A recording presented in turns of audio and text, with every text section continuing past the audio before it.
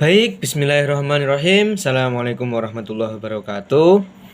Perkenalkan, nama saya Ikhwan Muklis dengan NIM 2012-10183, jurusan Pendidikan Agama Islam di Fakultas Tarbiyah dan Ilmu Keguruan.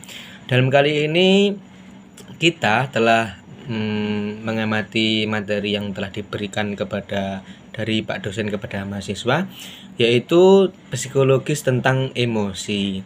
Baik teman-teman, apa sih sebenarnya emosi itu? Jadi menurut saya setelah melihat videonya tadi, yaitu emosi adalah perasaan intens yang dikemukakan oleh orang atau individu kepada sesuatu atau seseorang. Nah, jadi emosi di sini tidak selalu tentang kemarahan atau kesedihan juga. Jadi emosi itu dibagi menjadi dua. Ada emosi positif dan emosi negatif. Yang emosi positif itu contohnya seperti emosi kesenangan, terus sayang ya kan, emosi sayang, emosi kesenangan. Jika emosi negatif itu seperti halnya emosi marah, emosi sedih, emosi merenung. Nah, jadi perihal emosi itu tidak selalu tentang kemarahan. Nah, seperti itu. Di dalam teori para ahli yang saya simpulkan tadi, ada beberapa tubuh kita menangkap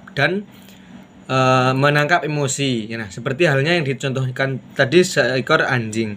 Nah, seekor anjing, ketika kita melihat seekor anjing, nah kita akan merasakan dalam tubuh kita itu ketakutan.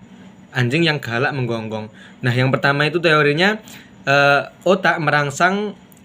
pikiran kita merangsang bahwasanya anjing yang menggonggong itu sangat menakutkan. Nah, setelah itu terlahir rasa takut pada diri kita. Nah, itu emosi yang pertama.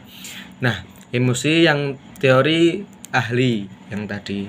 Terus yang kedua, anjing yang menggonggong itu kita telah takut duluan. Nah, merasakan takut duluan. Setelah itu kita merasakan cemas. Nah, itu teori yang kedua, dan ada beberapa teori yang lain lagi. Ada hal yang pokok yang penting dalam diri kita untuk berhubungan sosial di masyarakat agar baik dan terjadi harmonis. Kita harus mempelajari tentang emosional pada diri kita sendiri. Yang pertama, kita itu harus memotivasi diri sendiri, dan kita juga harapannya mengetahui kapan emosi kita sedang naik-naiknya. Dikala kita marah, kita harus bagaimana? Dikala kita merenung, kita harus bagaimana? Harus mengetahui emosi-emosi pada dalam diri kita sendiri. Nah, dan setelah terjadi emosi pada diri kita harus bisa untuk meredamkan atau kita itu mencegah agar tidak meluapkan emosi kita. Seperti halnya misalnya kita lagi emosi marah. Nah, emosi negatif misalnya marah. Kita berdiri, nah sehendaknya kita duduk terlebih dahulu.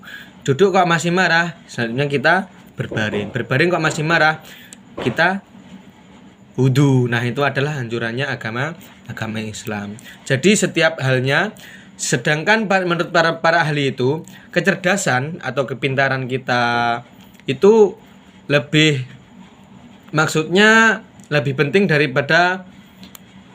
penting emosional kita untuk berhubungan sosial yang harmonis, karena kecerdasan otak atau kepintaran kita itu hanya digunakan menurut para ahli itu 15% kurang lebih untuk misalnya kita melamar kerja. Nah, kecerdasan otak kita itu hanya dibutuhkan misalnya 15% untuk wawancara doang.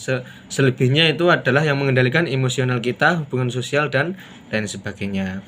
Mungkin cukup itu dari saya. Saya menangkap materi dari Bapak dosen tadi tentang emosi, bagaimana emosi itu terjadi dalam tubuh diri kita. Dan akhirul kalam, saya pamit undur diri.